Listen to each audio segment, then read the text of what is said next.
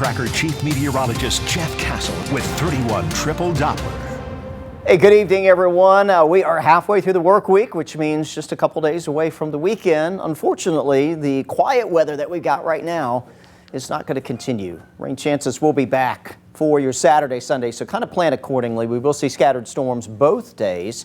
Temperatures remain warm, running low and even some mid-80s for your highs. Not necessarily a washout, meaning it's not going to rain from start to finish. There will be gaps in the wet weather, but unfortunately, the rain's going to be kind of random where it pops up. So a little difficult to say who's going to be impacted and who is not. But needless to say, keep the rain gear handy with you heading into the weekend. We will be dry through most of the day tomorrow, though by evening, a few showers or storms starting to return for your Thursday. Rain chances will increase Friday. They'll stay in the elevated range Saturday, Sunday, even on into the beginning of next week. In fact, this will begin a trend where we're going to have some daily shower and thunderstorm chances, very much like a summertime pattern around here. Not a whole lot of rhyme or reason as to where the storms will flare up, but just that the chance will be there just about every day. You also know heading into the summer season, we typically don't get much in the way of severe weather, and that appears to be the trend going forward. We've had a fairly quiet stretch. You really have to go back to early in April when we had our last significant threat of severe weather. And right now, over the next 5 days, doesn't appear we'll have any significant chances for that. Mainly talking about downpours, little thunder and lightning. That'll be about the worst that Mother Nature kind of throws at us with some of these storms heading through the end of the week. And let's kind of track things out. This is a new update with future radar from what I showed you at 5 and 6 o'clock, but really nothing has changed from what I showed you then either. For tonight, we'll keep it mostly clear. Through the day tomorrow, some sun early.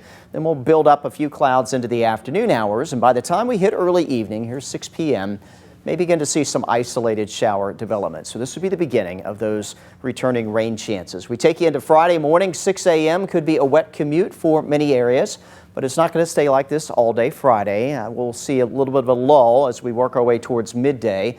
And then mid-afternoon, another flare-up of showers and some rumbles of thunder out there, which will continue on into your Friday evening. And the weekend will bring pretty much the same story for us with hit-and-miss shower and thunderstorm activity. Benefit of the rainfall cleans the air a bit. Tomorrow, pollen levels are back into the high range. They'll fall back into the medium category for the end of the week and through the weekend as we do bring in some wet weather to kind of wash some of that pollen out of the air and bring you a little relief if you're an allergy sufferer. Overnight tonight into tomorrow morning, temperatures fall back around the 60-degree mark, but from there it is all up. You can keep up with the temperatures on the Way 31 Storm Tracker weather app by the 9 o'clock hour tomorrow morning, already at 74.